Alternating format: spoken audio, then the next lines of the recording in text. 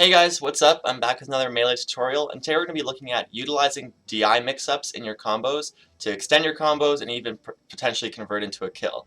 Now, some players might already be familiar with this concept, but actually looking on YouTube, I didn't really find any tutorials for it, and I'm sure when a lot of people watch pro Melee games, they just don't really see what's happening when people are going into these crazy combos, and they probably just think it's all reaction or they just don't know what's happening at all. So this video will basically be breaking down some combos that happen. I'll first start with one of my own and then look at pro players and why those combos were successful. So take a look, guys. Okay, so here's a combo I did the other day, and first we're going to just watch it, and then later I'm going to break down why it worked and show the mix-ups that I used to make it work.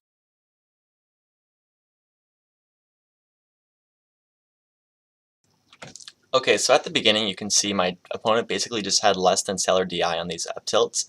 And then later here, I get a read on his get-up attack, which allows me to extend the combo. But the most important part comes right here. So in this situation, my opponent might be thinking that I'm going to forward smash by wave dashing forward and hitting forward smash, which if he DI'd out, would send him way off the stage and potentially even kill him. So he DI's in. Now, because I know that, I then go for this option. As you can see, I use a dash attack instead because he DI's in, maybe expecting the forward smash, and then I get a dare instead of an edge guard situation. This illustrates what I'm talking about. I choose one option, assuming my opponent is going to DI the other way, and that mixes them up and allows me to extend the combo. So after explaining my own combo, it is possible that my opponent just DI'd incorrectly and just wasn't thinking about DIing properly at all. So now let's watch a pro player like Mango combo Lucky using DI mix-ups.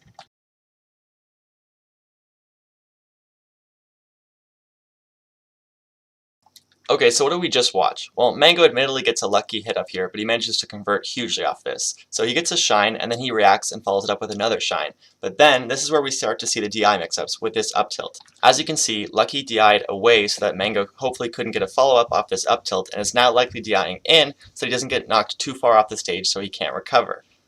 So here you can see Mango assumes that Lucky's going to DI in and then uses a soft back air to knock him not that far away from him and follows up with a dare. This is a classic example of a DI mix-up in a combo. Let's look at another clip. Here we have Mango's Falco versus Plup's Fox, and again, he utilizes DI mix-ups to extend his combo. Did you notice the mix-up this time? Let's try to break it down again. So, we see Mango gets a shine and reacts and follows it up with a nair. Now here's where the first mix-up comes in. So right here, if you're in Plup's position, you're likely expecting a forward smash, so you DI in so you don't get knocked too far off the stage. Because Mango assumes he'll DI in, he uses a down tilt to pop him up instead of away, and then can follow up on the combo. Now again, Plup is thinking a forward smash is coming, so he still DIs in, and that sets up an even further punish from Mango.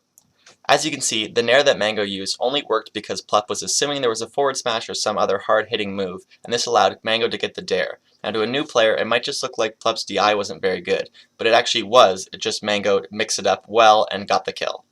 Okay, so by now you probably understand that if your opponent thinks they're going to get hit by something hard, they're probably going to DI in. But what about if they think they're going to get hit by something soft? Well, they'll DI out, and that allows you to mix them up and hit them with the hard-hitting move and knock them really far away from you. So here's an example with Mewtwo King and Leffen, where Mewtwo King mixes up his DI and allows him to get a forward smash that knocks Leffen way farther than he likely anticipated. Let's watch the clip.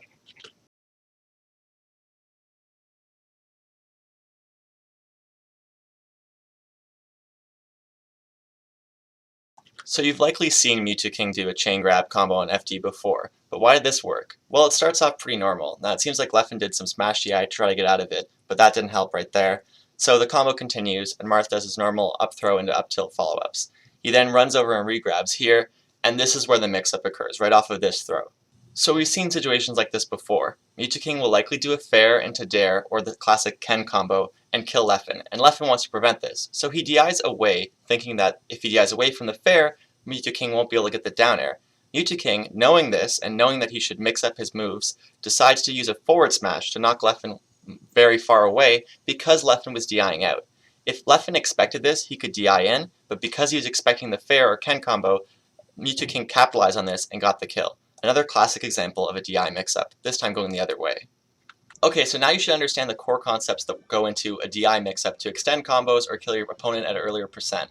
However, if you're a beginner or even an intermediate player, you're probably having trouble, enough just executing your tech skill and coming up with strategies on how to approach and just even just executing a combo and reacting is so much work that thinking about what your opponent's thinking on top of that is just too much for you. And I get that. But this is still a very useful concept, even if you're just using moves randomly, because if you're trying to force an option and doing the same follow-up every single time, a good opponent will adapt to that and make it not a good option. So for example, something I see a lot of Marths do will be they really want to get a Ken combo. Like they're beginner Marths and they think Ken combos are super cool, so they always go for a fair to try and get into the down air, right?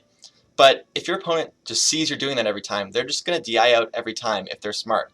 And that's how, if you just randomly incorporate a forward smash, even if you're not like thinking about their DI, then all of a sudden that takes away that option. Like they can't just DI out every time because it could put them in a position like this position we saw with Leffen.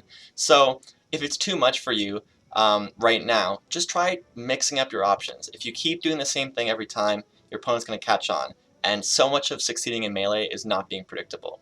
So I hope this video was helpful. There's a lot of other concepts I want to cover, and obviously I couldn't even, there's so many more things that involve mix-ups that DI is just one of them. So I'm going to make more videos in the future, and I hope this video was helpful. Thanks for watching, guys.